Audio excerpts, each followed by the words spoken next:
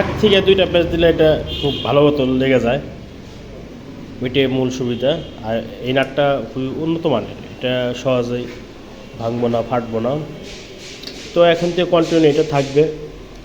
আর এর জন্য আরও উন্নত সিস্টেম আসবে আমাদের এখানে, যেগুলো আমরা ইউজ করা হয়েছে, বার ইউজ করা হয়েছে, তো চেষ্টা করবো আমরা এগুলো না দিয়ে। আমাদের চায়না থেকে রিপিট চলে আসছে, রিপিট অ্যালুমিনিয়ামের রিপিট।